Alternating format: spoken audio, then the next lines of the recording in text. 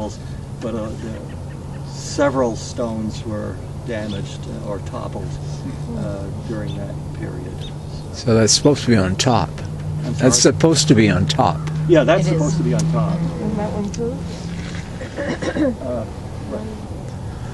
Bailey, you mean? Yeah, I wondered if this was the finial to that. Oh, that there. Oh, Yeah. Probably. oh, that could be. Yeah. That could be. Looks like it was hit. But now some students did put some of them back, didn't they? Oh, some was also the hockey team Yeah, Maniacs. worked to put some Put back. some back. The Maniacs. the maniacs. Sorry. As you've seen your moments here. Okay.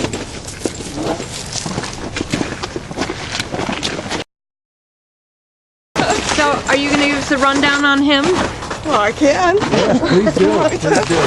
Okay, well, Jonathan Stanton was a famous professor at Bates College, and he was a birder, he was a biologist, and he was responsible for collecting the Stanton collection of bird specimens. Well, basically, a lot of them are still stored in Carnegie Science Building, and they're stored in the old manner of skinning them and treating them with arsenic. A lot of that collection was also taken up to the namesake museum, so it's not there anymore, but you can still see some in cases there. And he was responsible for starting the Stanton Bird Club. And every Tuesday morning for 5 weeks in a row in April, Tom Hayward leads a trip out here starting at 6 o'clock in the morning. He comes down from Hathorne Hall on the Bates campus and over Mountain Avenue, across Main Street, down to the cemetery, walks down around there, up this way, and through the cemetery, and it's a birding trip. And it's a Stanton birding trip, but it's been documented for, I'm not sure how many years, but at least 30. Wow. And it follows the same route for five Tuesdays in May and June, or May, basically. And they keep track of what birds have been seen. And it's interesting to see how they vary over the years.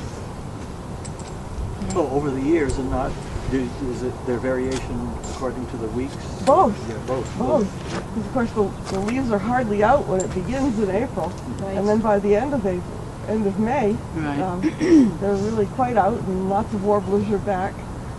And that kind of citizen science is really important because even though it's, somewhat anecdotal and they don't have, but it really, those kinds of, when they have longevity like that, they can, they can sort of see what changes have happened in the climate.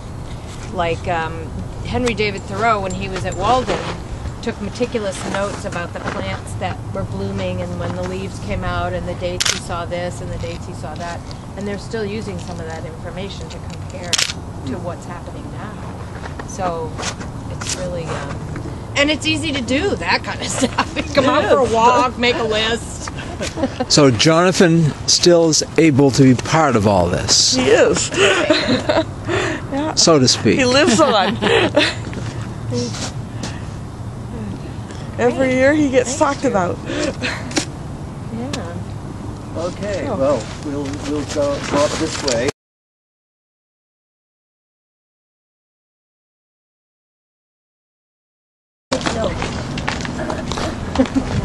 Take note of the etching behind the bars. Oh, yeah. I'll talk about it.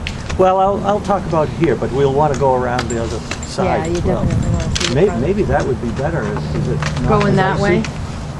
Anyway, this is the tomb of the Winfield Scott Libby family. Libby Mill was, okay, it wasn't founded, but it was purchased. It was a Lincoln Mill, so-called, and this is what it looked like. And allegedly the Lewiston City seal has this tower on it to represent the industrial aspect of life in the city. So he took it over. It became the Libby Mill. He started off as a telegraph operator in Lewiston, and it's said that his business dealings on the side were advantaged by his being the first to know what was going on nationally and so on, because he was the telegraph operator. So it was not a lowly position. It was certainly something to put to advantage. And so he did various things. He also, in connection with Frank Dingley, constructed the Libby-Dingley Dam, or the Deer Rips Dam, which is on the river, for the powering of the interurban trolleys between the railroads between Lewiston and Brunswick and Bath, and so and for other purposes as well. So he had a cottage. I'm not sure how elaborate it was, but he had a summer place in Wayne, and he had a great view of Mount Blue. It was Weld, right? Okay, I misspoke when we were here earlier. Oh, I'm sorry. Okay. It was Wayne. See, I was listening. Yeah, good. And learning wrong things. I'm hoping. Sorry. Yeah, so it was Wayne, but he could see Mount Blue, and that's in the center. Had a wonderful view of Mount Blue, and this was originally a stained glass view of Mount Blue with the lake in the foreground. But I think vandalism took its toll. But the family, at some point, replaced it with the etching.